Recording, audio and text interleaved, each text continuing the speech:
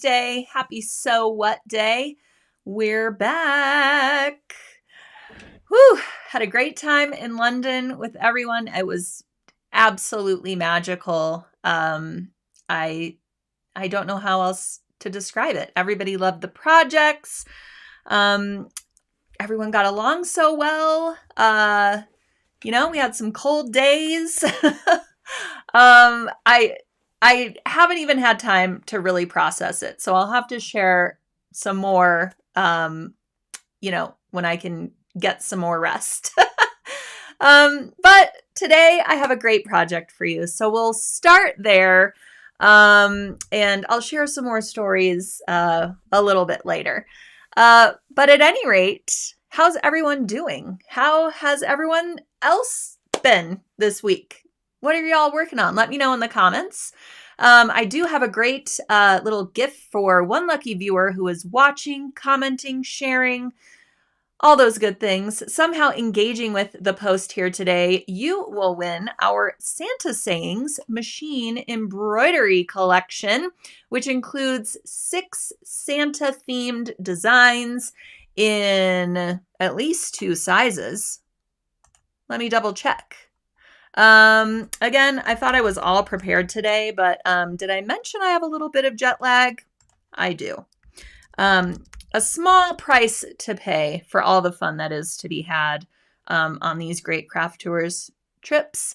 All right, let me just make sure here. It's valued at $34.99. And yes, the designs come in 3 sizes. Let me go ahead and put them on the screen here for you so you can see all of the great designs, not just the one I'm going to showcase here this afternoon. But we've got our No Peeking design, Just Believe, Eat, Drink, and Be Merry, Santa Please Stop Here, Santa's Sweetie, and You Had Me at Ho Ho Ho. These are our Santa Sayings machine embroidery designs as part of the collection. This also comes as a palette, which means it comes with all the thread that you need to create these great designs. 10 designs, 10 threads, all in the great sulky rayon colors that you see featured here. So today I'm going to take you through a cute little sign that you can make using our Santa Please Stop Here design, which I think is so adorable. And it has kind of a Santa's workshop feel to it. Like it's a little bit crafty, made with felty. And of course there's pom-pom trim.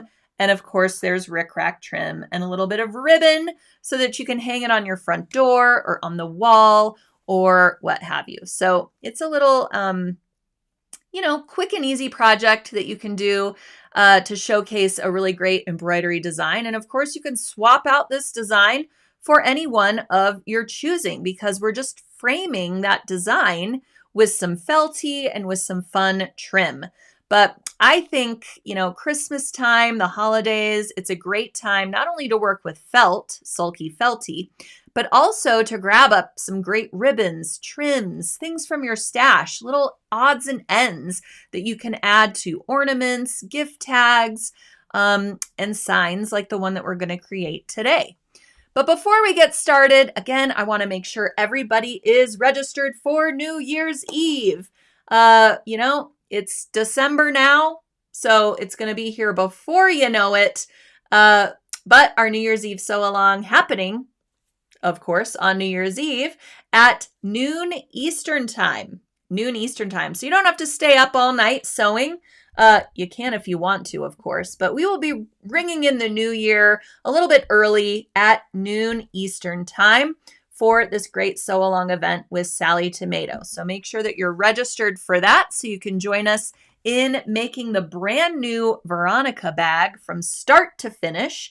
And I will be taking you through the machine embroidery part of the sew-along, which includes these really great charms that are done in the hoop of your embroidery machine. Whoops, I just dropped one. So here is the cute little mixtape. This is the snap tab charm that you can create on a little swivel clip. And then we've got our roller skate. This is done in the Maya blue color. Really cute. And then this is our lightning bolt snap tab. I just have the snap on this one. It doesn't have the hardware or the swivel clip on it quite yet.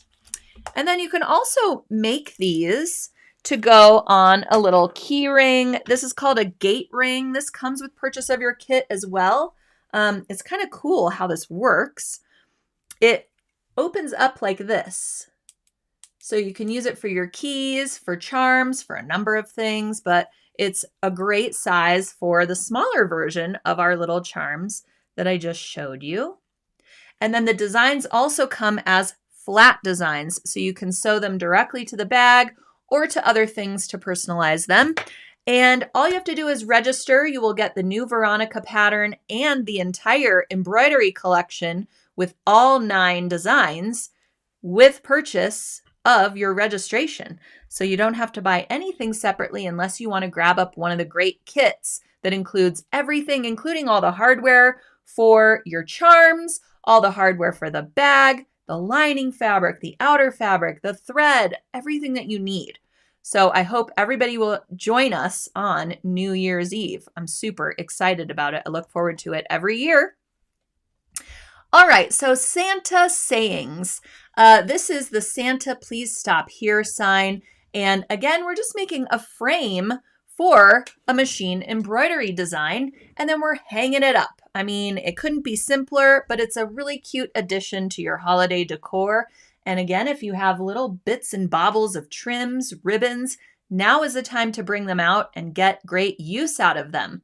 So I'm using some really mini pom-pom trim, as well as some rickrack for the outer edge of my little Santa sign. So you'll need some sulky felty, and for the main part, so I used the 6x10 hoop size for this design. So this is the largest design that comes in the machine embroidery collection. You'll get a size for a 4x4 hoop, a size for a 5x7 hoop, and a size for a 6x10 hoop. So my project is sized based on that 6x10 machine embroidery design. So if you want to create a sign using the 4x4, you will just size down the rest of your fabric pieces so that it frames your design nicely.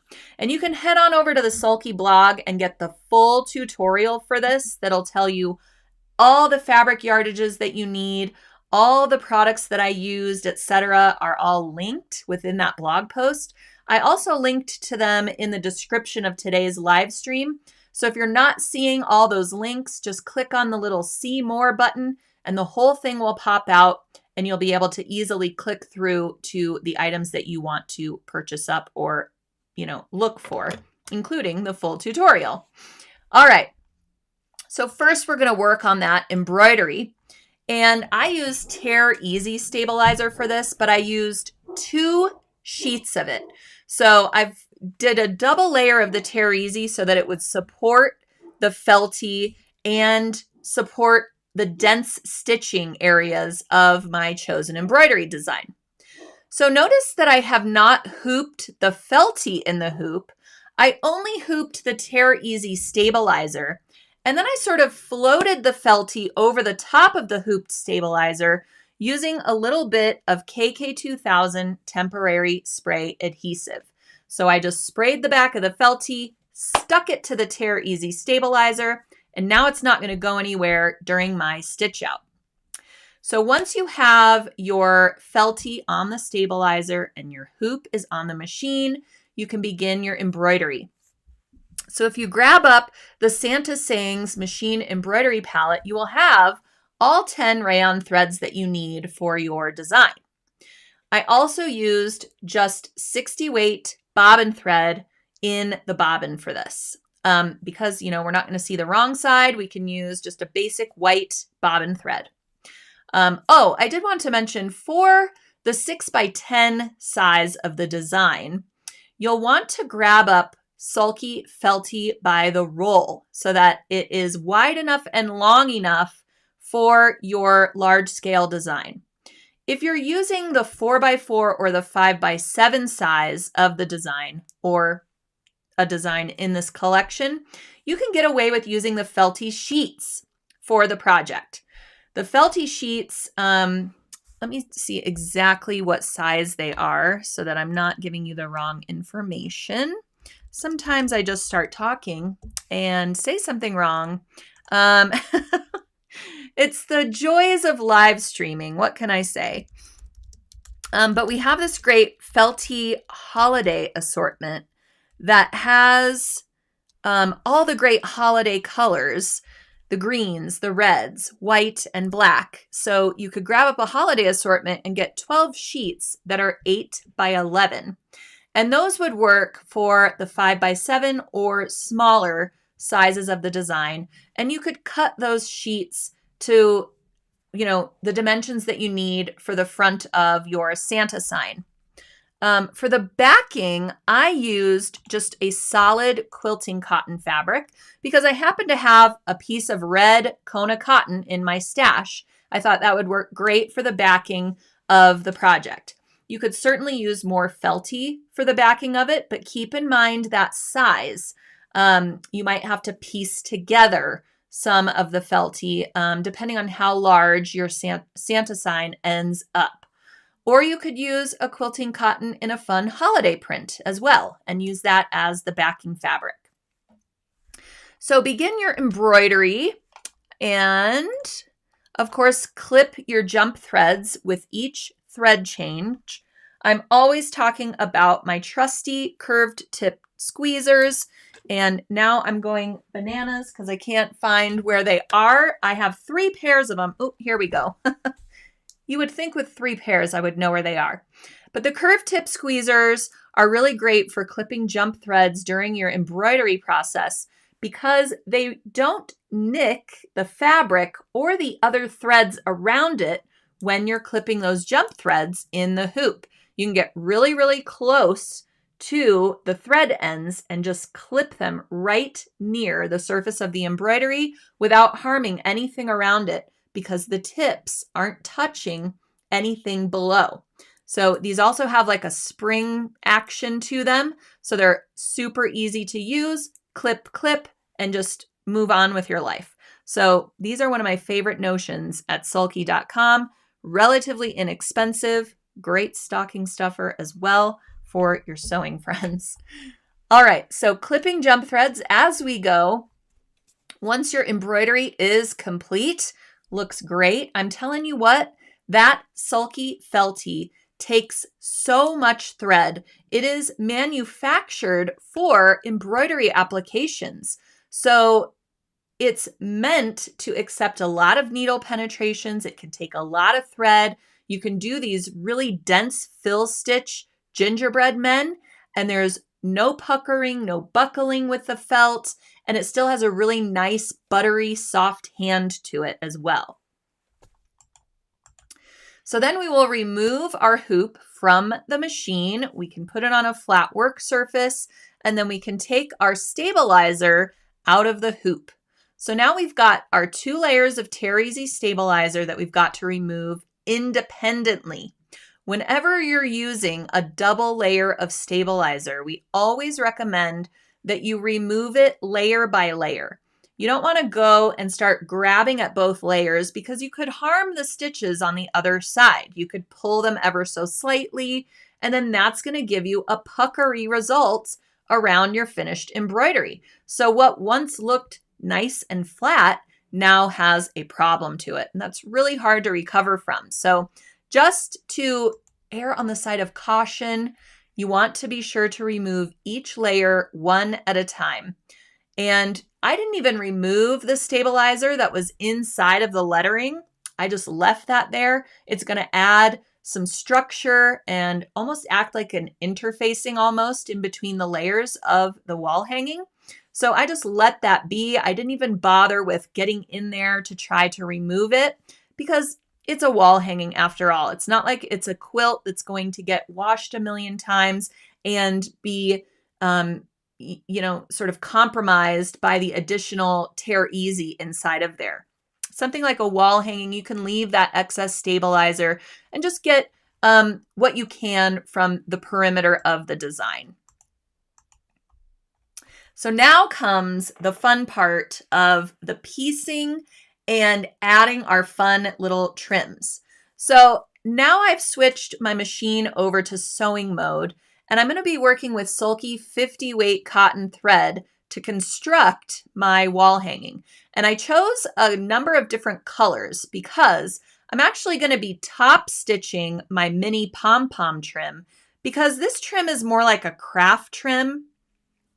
It's not really that suitable for sewing because the tape on the trim is not wide enough for you to be able to insert it between two, pieces of fabric so that it peeks out nicely after you've sewn that seam. This is more of like a craft trim. So if you're using a sewing trim that has a wider tape to it, you can sew the trim in when you're adding your frame pieces or your border pieces of felty. But since I'm working with this craft trim, because I had it on hand, and it was the perfect color that coordinated with the threads, I'm going to actually top stitch my trim after I have sewn my border pieces to my embroidered rectangle. So I chose a thread that's going to match my pom-pom trim. And then I have a more neutral thread in the 50 weight cotton that I'm going to use for the rest of the construction of the wall hanging. So after I have sewn the short edges of trim to the upper and lower edge of my embroidered rectangle, I'm going to press it with my fingers. Now you can press this felty with an iron. It's polyester, so it can take the heat of an iron, but I would use a low temp iron just to be on the safe side and try to stay away from your embroidery when you're doing any pressing. So you can press it with an iron so that your seam allowances are going towards the darker felt. It's going to get a little bit bulky though. So this also is tamed by top stitching your trim in place, because that top stitching is going to help you flatten those seam allowances as well. So what I did was, after sewing that seam and pressing open or pressing to one side our seam, I abutted the trim with that seam I just sewed. And then I top stitched down the length of the trim to hold it in place. So it looks like it's peeking out from inside of that seam, but I've just top stitched it and no one will be the wiser. So now I have my upper and lower frame border pieces with that trim top stitched. And now I'm going to add my side border pieces, and I'm going to top stitch trim down that seam as well. So here I am adding those side border or frame pieces and top stitching down that trim. So this is just a cute little accent. I think it really has a Santa's workshop kind of a vibe. It almost looks like a Christmas cookie with frosting on it, because we're using these fun trims and the great texture and look of that felty as well. So here we have the front of our Santa sign is ready for the backing. But first we're going to add some more fun trim that looks like frosting in the form of some rickrack. So what I did was I placed rickrack along the entire outer perimeter and I basted it close to the edge, actually about a 1/4 inch in from the edge. I basted along the center of the rickrack trim. And when you get to the beginning and ending of your rickrack, notice how I started and stopped my rickrack trim along the lower edge of the project. And where I started and stopped, I crisscrossed the trim ends. So I tried to make sure that the curve of the rickrack matched up and then I just extended the ends outside of the edge of the project. This way, when we go to put our backing on and sandwich everything together, our ends look seamless. There it is, a little bit closer up. You can see how I tried to make sure that the curved edges of the rickrack were somewhat symmetrical, going along the flow of that edge. So now we're going to mark the placement for our hanging ribbon. And I happen to have this really wide 1.5 inch ribbon on hand that, again, was a great color for the project. This whole project was a happy accident as far as my stash was concerned. So I encourage you, for projects like this, dive into your stash, find these little bits. You never know how cute it's going to be, because this can be really whimsical and be a hodgepodge and look really, really cute. So I measured and marked the upper edge center of my project. And then I measured and marked 2 inches to either side of that. And that was the edge of my ribbon. So these are my ribbon placement marks, the yellow pins. So now I folded my ribbon a little bit so that when it hangs, since it's so wide, when it hangs, that fold will go over my little hanger. Or as I have it up here behind me, I have these little clips. And if I didn't fold it at the top, it would hang a little bit strangely. So just think about that with the width of ribbon that you're using. But you could use another piece of rickrack to hang this. You could use a fabric tube. You could use an 1/8 inch wide ribbon. It really doesn't matter. You just need something so that you can hang it. Okay. So I placed my ribbon ends, making sure that the fold was near the project center. So, right sides are facing. This is just a grosgrain ribbon. Looks the same on both sides. So I could fold it without compromising the look of the ribbon. Then we're going to put this right side down over our backing fabric, and we're going to sew the perimeter. But we need to make sure to leave an opening for turning it right side out. So since I've got my trim crisscross along the lower edge of the project, I decided to leave my opening along one of the side edges. That way it would be a little less conspicuous. And I would also be able to sew my rickrack ends in place. A lot of the times, patterns will direct you to leave your opening along the lower edge center. But again, that's where we crisscrossed our rickrack. So I didn't want to compromise that. So I put it along one of the sides. And you can double pin along your opening, whatever you need to do to remember to leave that open for turning. Okay.